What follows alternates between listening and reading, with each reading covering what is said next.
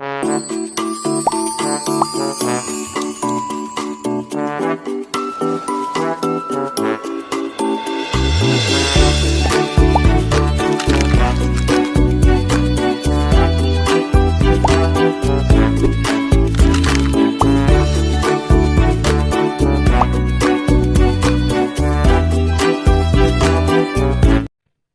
Everyone, last class में हमने small intestine को डिस्कस किया था। आज भी स्मॉल इंटेस्टाइन से शुरू कर रही हूँ क्योंकि कुछ पोर्शंस जो थे वो रह गए थे लास्ट वीडियो में, क्योंकि लेंथ बहुत लंबा हो रहा था इसलिए। तो आज स्मॉल इंटेस्टाइन के उस पोर्शंस को कवर करेंगे जो छूट चुका था और लार्ज इंटेस्टाइन की ओर बढ़ेंगे, ठीक है। तो फर्स्ट पॉइंट क्या बोलता है? Ilium is the longest part of the small intestine, ठीक है। क्यों लॉन्गेस्ट पार्ट है? क्योंकि इसकी जो लेंथ में अगर मेजरमेंट देखा जाए, लेंथ की मेजरमेंट देखा जाए तो वो कितनी होती है? टोटल 12 फीट होती है, ठीक है। नेक्स्ट पॉइंट क्या बोलता है? Duodenum is the shortest part of the small intestine. Duodenum जो है वो शॉर्टेस्ट पार्ट होता है स्मॉल इंटेस्टाइन का। क्यों? क्योंकि इसका अगर लेंथ देखा जाए तो ये ओनली 25 सेंटीमीटर की होती है, ठीक है। Third point, tiny projections called villi and microvilli increase the total area for absorption in the small intestine, ठीक है। अब जो स्मॉल इंटेस्टाइन होते हैं, अगर सपोज ये एक तरह से ट्यूब बन रहा है, ठीक है, ये स्मॉल इंटेस्टाइन का अगर कुछ पोर्शंस है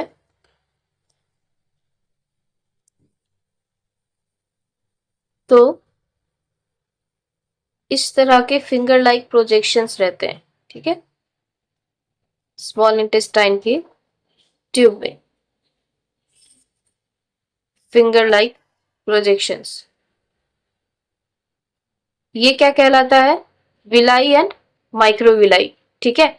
और यही जो प्रोजेक्शन है, फिंगर लाइक प्रोजेक्शन है, जिसको हम लोग माइक्रोविलाई या फिर विलाई बोल रहे हैं, वो क्या करता है? तो इंक्रीज करता है एरिया फॉर एब्जॉर्प्शन, ठीक है। Next, Peyer's patches are small masses of lymphatic tissues found throughout the ileum region of the small intestine. Peyer's patches क्या है?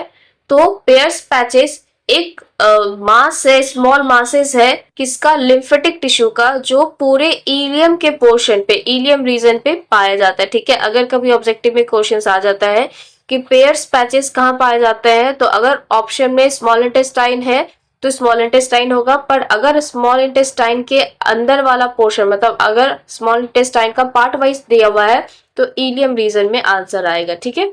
नेक्स्ट पॉइंट क्या बोलता है? Blood supply to the small intestine. जो small intestine है उसमें ब्लड सप्लाई कैसे होते हैं? तो जाहिर सी बात है, जो ब्लड सप्लाई होगा वो कहां से होगा? तो सीलियक ट्रंक से होगा। जो सुपेरियर मेसेंट्रिक आर्टरी है और जो इंफीरियर मेसेंट्रिक आर्टरी है, वहां से ब्लड सप्लाई होगा, ठीक है। मतलब इंटेस्टाइन जो है उसको ब्लड को ब्लड जो मिल रहा है, फ्रेश ब्लड जो मिल रहा है, वो कहाँ से मिल रहा है? तो सीलियक ट्रंक से मिल रहा है, सुपेरियर और इंफीरियर मेसेंट्रिक आर्टरी से, ठीक है।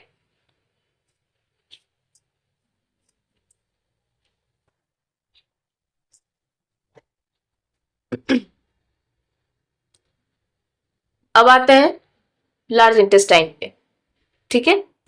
Total length of the large intestine approximately कितना होता है? 1.5 मीटर। अब एक क्वेश्चन आता है कि जब इसकी लंबाई जो है, जो लार्ज इंटेस्टाइन है, इसकी लंबाई ओनली 1.5 मीटर है, कंपैरिजन टू अगर स्मॉल इंटेस्टाइन करे तो उसकी तो लंबाई इससे कहीं गुना ज्यादा है, तो आखिर इसका नाम लार्ज इंटेस्टाइन क्यों पड़ा और उसका नाम स्मॉल इंटेस्टाइन क्यों पड़ा? ये इसीलिए क्योंकि जो स्मॉल इंटेस्टाइन है उसका जो डायामीटर है वो स्मॉल होता है, ठीक है, और जो लार्ज इंटेस्टाइन है इसका जो डायामीटर है वो लार्ज होता है, ठीक है। तो लेंथ के हिसाब से नहीं बल्कि उसके डायामीटर के हिसाब से हम लोग क्या कहें? इंटेस्टाइन को स्मॉल एंड लार्ज इंटेस्टाइन में डिवाइड करते हैं, ठीक है। तो लार्ज इंटेस्टाइन का जो अप्रोक्सीमेटली लेंथ होता है वो कितना होता है? 1.5 मीटर, ठीक है। एक नॉर्मल अडल्ट में कितना मीटर का पाया जाता है? तो 1.5 मीटर का। अब अगेन जो लार्ज इंटेस्टाइन है इसको हम लोग क्या करते हैं? 3 पार्ट में डिवाइड करते हैं, ठीक है।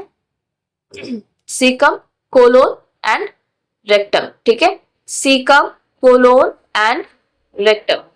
अब ये जो कोलोन पार्ट है, ठीक है, अगर हम इसको A, B और सी कर देते हैं तो ए हो गया सी का, बी हो जाएगा कोलोन और सी हो जाएगा रेक्टम। ठीक है, तो इस कोलोन को, बी का जो कोलोन है, ठीक है, इसको हम लोग 4 पार्ट में अगेन फर्दर में डिवाइड करेंगे। ठीक है, कोलोन को कितने पार्ट्स में डिवाइड किया गया? 4 पार्ट्स में। पहला पार्ट क्या होता है? Ascending colon. दूसरा पार्ट ट्रांसवर्स कोलोन। तीसरा पार्ट डिसेंडिंग कोलोन और लास्ट पार्ट सिगमोइड कोलोन। ठीक है, ये 4 जो कोलोन है ये किसके पार्ट में आएंगे? तो कोलोन के पार्ट में आएंगे। ठीक है, अब असेंडिंग, ट्रांसवर्स, डिसेंडिंग और सिगमोइड, ये 4 टाइप ऑफ कोलोन्स कहाँ कहाँ असाइंड होते हैं? तो जहां से स्मॉल इंटेस्टाइन कनेक्टेड होता है लार्ज इंटेस्टाइन से। ठीक है, इस तरह के पोर्शंस आपने देखे होंगे डाइजेस्टिव सिस्टम के ट्रैक में। ठीक है, तो ये जो ऊपर की तरफ जाता है वो हो गया असेंडिंग कोलोन। ये जो हमारे स्टमक रीजन में इस तरह से आता है वो हो जाएगा ट्रांसवर्स कोलोन, और नीचे की तरफ जो आता है वो हो जाएगा डिसेंडिंग कोलोन, और यहां से जहां कॉर्नर बनता है वो आ जाएगा सिगमोइड कोलोन, और सिगमोइड कोलोन के जस्ट बाद से रेक्टम शुरू हो जाता है। ठीक है, तो ये जो सिगमोइड पोर्शन है ये कहाँ आता है? ये जो कॉर्नर बनाता है ना, यहाँ पे। ठीक है, एक इमेज के थ्रू इसको क्लियर कर दूंगी मैं। नेक्स्ट क्या बोलता है? Ascending colon is the shortest portion of the colon. ठीक है, जो असेंडिंग कोलोन है ये क्या है? शॉर्टेस्ट पोर्शन है ऑफ द कोलोन्स का। ट्रांसवर्स कोलोन क्या बोलता है? Transverse colon 40 to 50 centimetre. ठीक है, ट्रांसवर्स कोलोन की जो लेंथ में अगर मेजरमेंट करें तो उसकी जो लेंथ होती है वो कितनी होती है? 40 से लेकर के 50 सेंटीमीटर तक होती है। ठीक है, it is the most mobile and the longest part of the large intestine. ठीक है, ये जो ट्रांसवर्स कोलोन है इस तरह वाला, ये हम लोग का सबसे ज्यादा मोबाइल कोलोन है। मोबाइल कोलोन का मतलब सबसे ज्यादा मूव करने वाला कोलोन है। ठीक है, इसमें इंटरनल मूव जो होता है वो बहुत ज्यादा होता है। Next, rectum continues in an external opening called anus. ठीक है, जो रेक्टम था वो क्या होता है? ये रेक्टम आगे चल के एक एक्सटर्नल ओपनिंग बनाता है और इसी ओपनिंग को क्या कहते हैं? एनस कहेंगे। ठीक है, network of striated muscles form both internal and external anal sphincter. ठीक है, स्पिंक्चर क्या होता है पहले भी बता चुके हैं कि स्पिंक्चर जो होता है वो एक तरह से वाल्व होता है, नल का काम करता है, किसी चीज को परमिशन देता है कि वो अंदर या बाहर आ जा सकता है। ठीक है, तो जो हमारा एनल स्पिंक्चर है वो किस चीज से बना हुआ होता है? तो स्ट्रेटेड मसल्स के नेटवर्क से। ठीक है, ब्लड सप्लाई कहाँ से आता है?